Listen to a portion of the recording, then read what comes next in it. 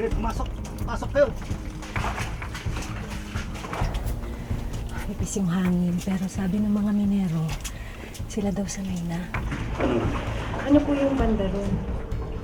Yung pupuntahan tayo. Sa mga butas po. Oo. Nakakatakot kasi dito sa loob dahil marupok yung buta niya eh.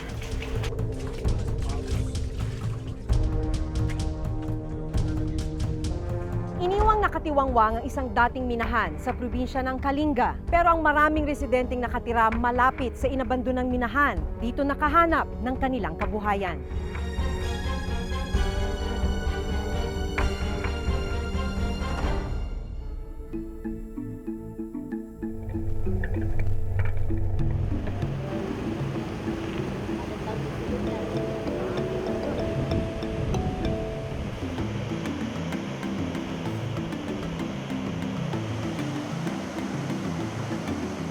Labing-apat na oras mula Maynila, narating namin ang barangay Batong Buhay sa bayan ng Pasil sa probinsya ng Kalinga.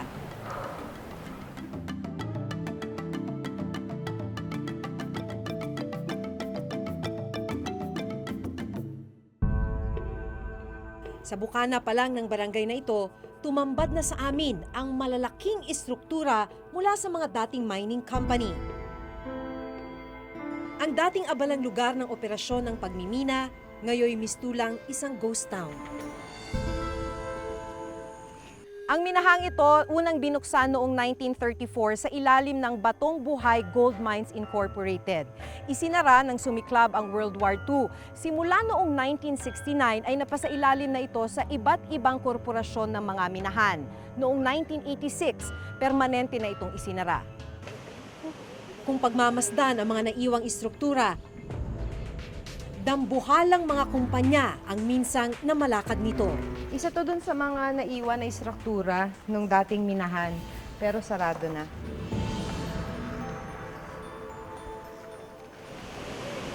Buhat daw ng tuluyang magsara ang mga minahan, nagsimula na raw pasukin ng mga residente ng barangay ang mga maliliit na butas ng inabandonang minahan. Mula dito sa kinatatayuan natin, makikita na yung mga butas na ginagamit ng mga minero. Tulad nitong nasa likuran natin, hindi na mabilang kung ilan yung mga butas na ginagamit nila. Karamihan ay mga luma na butas na inabandona na ng mga minahan dati, pero ginagamit ngayon ng komunidad. Ang taas na.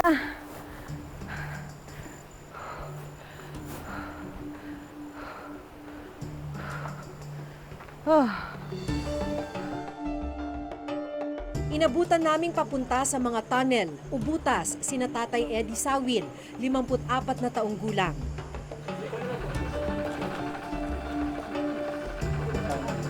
Ayan, okay na po. Thank you. Kasama niya ang 30 taong gulang na anak na si Hans. Isa si Tatay Eddie sa mga minero rito na nakipagsapalaran na pasukin ang mga naiwang butas ng dating minahan.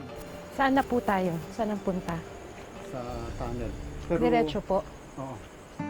30 taon na nagmimina si Tatay Eddie. Sa trabahong ito na raw niya binuhay at pinagtapos sa pag-aaral ang kanyang 4 na anak. Pero may anak po kayo ngayon na nagmimina. Oo. Natatakot po ba kayo para sa kanya? Oo, laging pag hindi ka pag wala na dumating, hindi ka makatulog eh. Sa ganun na itsura. Pag wala sila, pumunta ako sa loob, tingnan. So ito yung isa sa mga butas. Butas kasi parang main entrance dun sa loob ng minahan. So sa bawat butas, merong pinuno. Tapos yung pinuno na yon ang may control kung sino yung pwedeng magmina sa loob.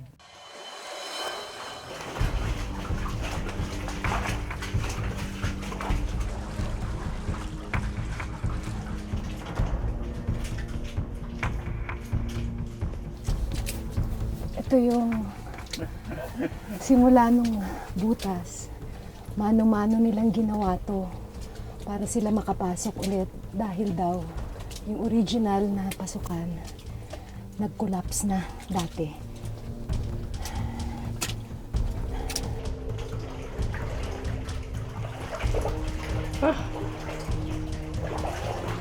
Ano po yung banda ron?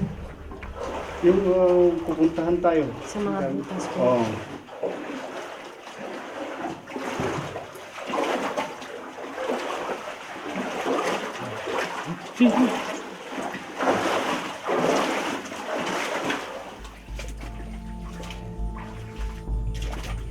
Sige, pumasok. Pasok kayo. Maliit ang entrada ng minahan. Ito raw ang umpisa ng mahabang hallway kung tawagin ng mga minero rito. Mula sa hallway, may mga maliliit pang lagusan o butas na ginawa o hinukay ng iba't ibang grupo.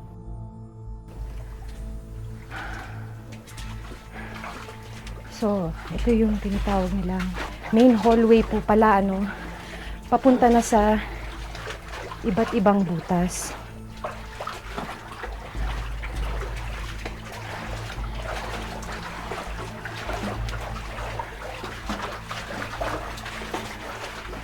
Malayo po ba?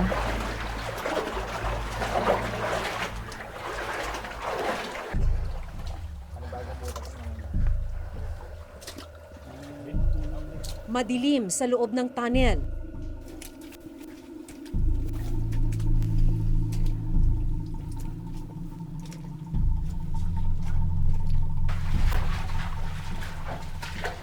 Habang mas lumalayo ang aming nilalakaran, unti-unti na ring lumalalim ang tubig sa loob ng tunnel.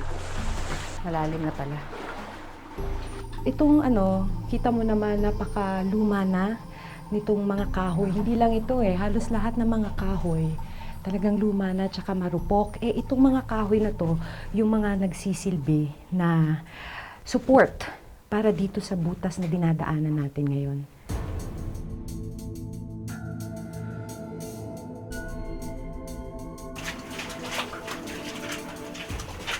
Ito yan Pati kumakapit. suporta po. Hindi daw sila kumakapit dito, hindi nila hinahawakan. Tama po ba? Oo. Kasi masyado nang marupok. Suporta nga to dito sa butas. Hindi ko alam kung paano kinakaya ng mga minero, sabi na sa asanayan. Siyempre yung matinding pangangailangan din. Pero nakakatakot kasi dito sa loob dahil marupok yung tunnel. Sa aming patuloy na pagbaybay, nakasalubong pa namin ang ilang minerong may buhat ng sakong may lamang nava. Pastor, ano na po to? Mabigat Medyo. Gano'n nyo na po katagal yan, Minina, buong araw? Hindi, kanina lang po. Ngayong hapon po. Ngayon hapon lang. Sige po, ingat po kayo. Hindi ho ba kayo natatakot dito sa ilalim? Hindi ho. Kasama naman namin ng Diyos. Kaya hindi kami nagkakasakit. Sige. Ingat po ha. Dahil walang hangin dito sa loob, lalo na dun sa looban pa ng minahan, umaasa sila sa mga kompresor para maibuga yung hangin sa loob ng minahan. Ito yung mga tubo.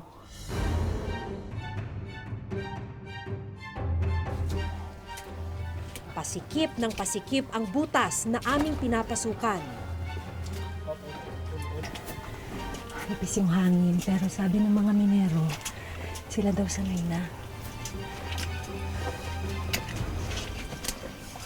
Ang nakakatakot dito, kung sakaling magkaroon ng collapse, wala kang aasahang rescue dahil masyadong malayo ito para maabutan ka pa ng mga rescuer. Sinubukan ko pang maglakad papasok sa loob ng maliliit na butas.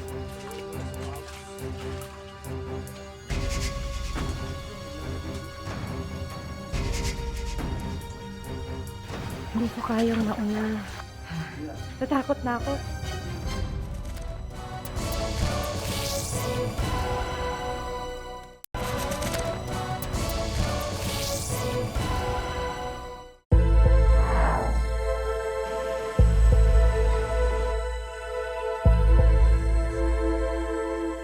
Sinubukan ko pang maglakad papasok sa loob ng tunnel.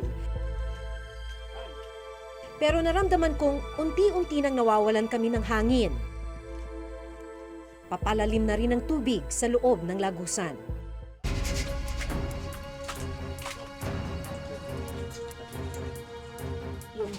Hindi ko kayang mauna. Natakot na ako. Kaya nagpasya na akong lumabas mula sa lumang tunnel.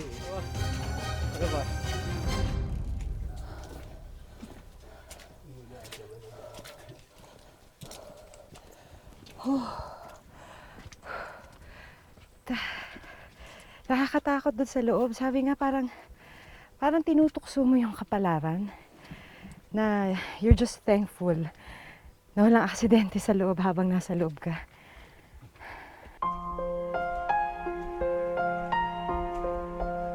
Pero ang anak ni Mang Eddie na si Hans, hindi alintana ang takot. Dahil kailangang kumita, sumuong pa rin si Hans para magbungkal ng Nava.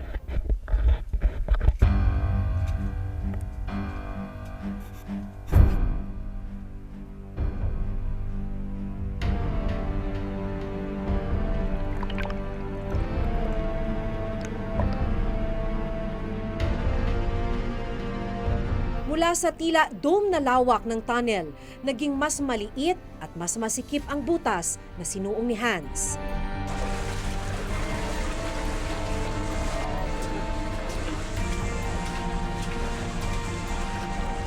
Hindi lang paggapang ang hirap na dinaranas ng mga minero. May mga bahagi ng tunnel kung saan umaabot ng hanggang bewang ang tubig. Mahirap sa loob. Kasi talagang gumagapang ka. Sa halos 1 oras naming pangangapa sa dilim, paglusong, paggapang, malayo pa raw dito ang lugar kung saan kukunin ni Hans ang mga batong may ginto. Habang tumatagal, mas lalo pang sumisikip at lumiliit ang butas.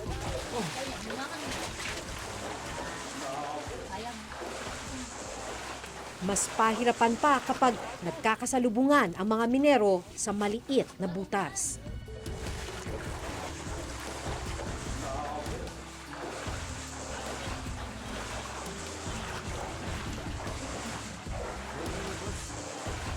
Pero si Hans, tutuloy daw sa dulo ng tunnel.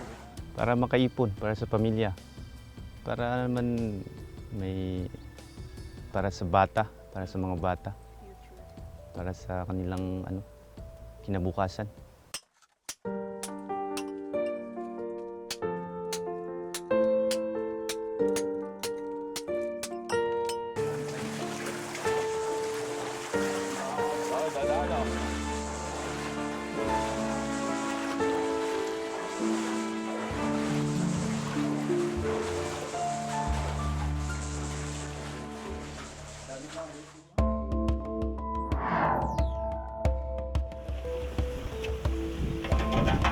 Sa bahay ni na Tatay Eddie at Hans, inabutan naming abala sa pagpapaning ang iba pang miyembro ng kanyang pamilya.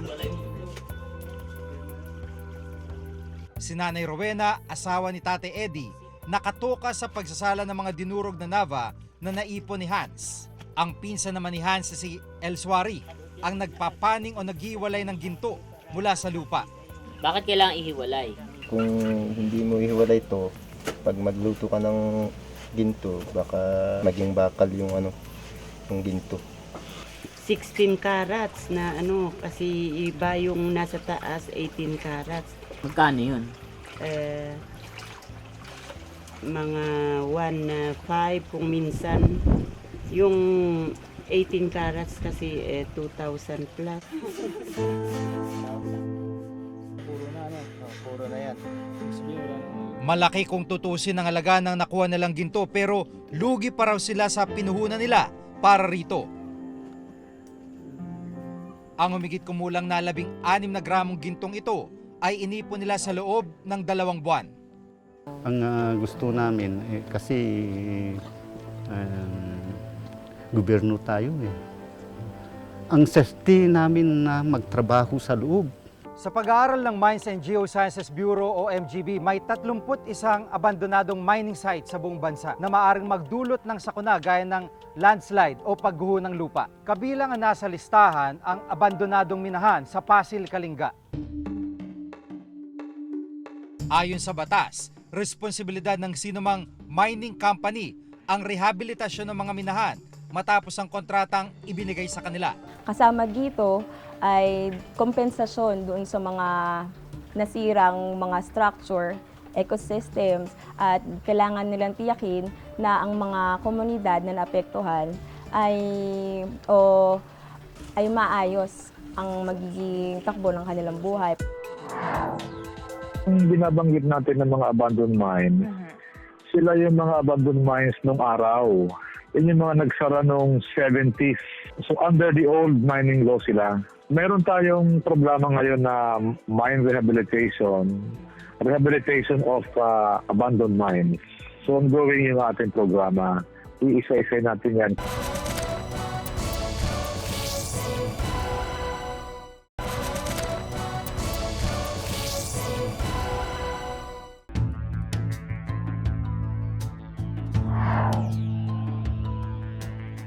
Nakapanghihinayang na matapos maubos o masimot ang anumang yaman sa mga lupang ito, matapos masira ang kalikasan at kalbuhin ang kagubatan. Ni hindi nagbago ang buhay ng mga taga-Pasil. 5th class municipality ang bayang ito nang magsimulang minahin ang kanilang lupa ng malalaking kumpanya. Hanggang ngayon ay nananatili itong 5th class municipality. Lugmok pa rin sa kahirapan ang mga naninirahan dito. At ang malungkot, ang mga latak na ginto ang pilit nila ngayong pinagkukunan ng kabuhayan kahit kapalit ng bawat pag-apak, paggapang at paglusong sa mga inabandonang lagusan ay ang kanilang mga buhay.